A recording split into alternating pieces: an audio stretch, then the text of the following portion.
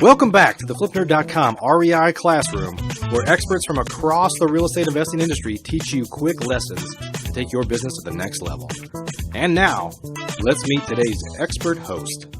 We're at the REI Classroom. Flip Nerd is in the house. And this is Joe Calloway at RE360 and RE Investor Professor. And today, I want to talk about one of the most important aspects of doing flips, rentals, or just investing in real estate in general, construction. No one likes to talk about the nitty-gritty. I want to decipher the construction code and break down two important factors of making sure your flips go right. This REI Classroom real estate lesson is sponsored by UglyOpportunities.com.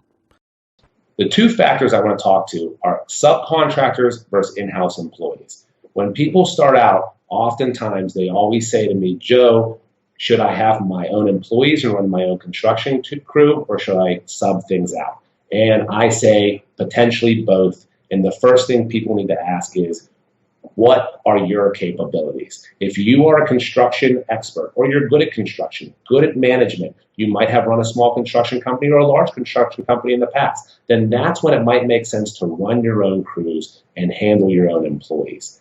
Now, when you're handling employees, it can be very tricky as well. There are good sides and bad sides to both. So, as the in-house, it is when you're hiring people in-house to work on your construction crew, one of the hardest things to do is find good people. I think that's in any business. And construction is extremely tricky because everyone says they're a construction expert. And then you realize they start hanging your drywall or wiring your house, and they have no clue about what they're doing. So it's hard to find good help. The other thing is, hourly employees, if you're paying people hourly, they sometimes don't care about shirking or taking your time. So you have to manage that. So managing people is very, very hard within itself, let alone trying to manage your flip on top of managing all these people. So it's not as easy as you think to just have these hourly employees that you're paying a good wage, but not as much as your subcontractor, and you're going to cut all this cost because your subcontractor is working hard to get the job done so he gets a paycheck, whereas your guys who you're paying hourly are working per hour, and they're going to make $10, $12, $15, $20 an hour no matter what they do, even if they're asleep under your desk. So the other thing with employees, it's a ton of responsibility on the administrative side, on the insurance side, and you have to keep up and know a ton of different laws and codes. You have to make sure people get paid properly, and you're walking with the Department of Labor, which can be extremely tricky to deal with. So be careful when you're hiring employees that you're treating them fairly, you're doing everything by the law, because the Department of Labor can not only come in and fine you, but they can also have you press criminal charges. So that can be very, very scary. So if you're not set up to handle employees, just don't do it. And that's when I turn to subbing it out. A lot of guys would say, I always sub everything out because it's much easier.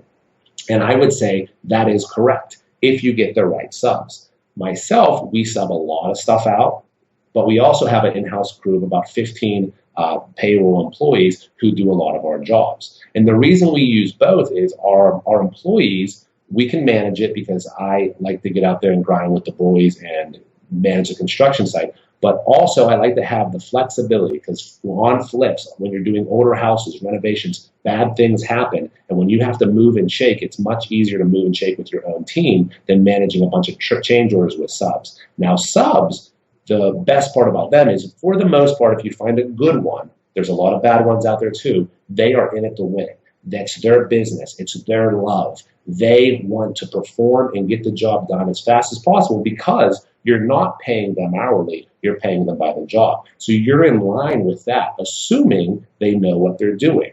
But that brings me up to the second point. Not all subs are created equal. Just because they have a fancy ad and a nice truck and they talk the game, they may have no idea what they're doing. And you can get stuck with a lot of poor quality work. So if you're managing subs, don't forget the managing part. You have to manage them, be on site, watch what they're doing, especially the first few jobs. Once you realize they know what they're doing, they're honest, trustworthy, good people, then you can slack off a little bit, but you always got to keep an eye on them, especially in the beginning.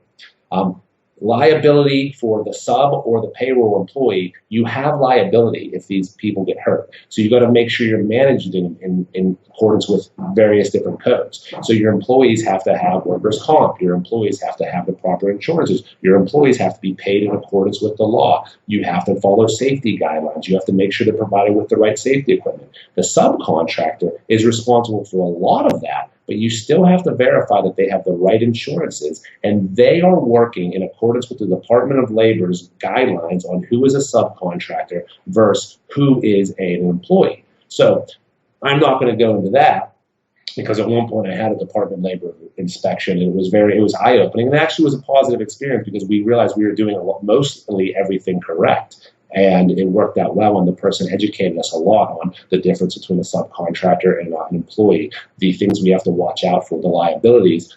However, you need to make sure you're educated on running a company, running employees. Just because you're flipping houses doesn't mean you are flipping houses in your construction company as an afterthought. You have to run it within the law and run a tight ship, watching people, watching your admin, watching your numbers, watching your payroll. And if you're doing subcontractors, that's awesome too, but you still have to watch them because just because you gave them a check and that you think they run a business, they might just be trying to get that check off you. So you really have to manage that tight as well.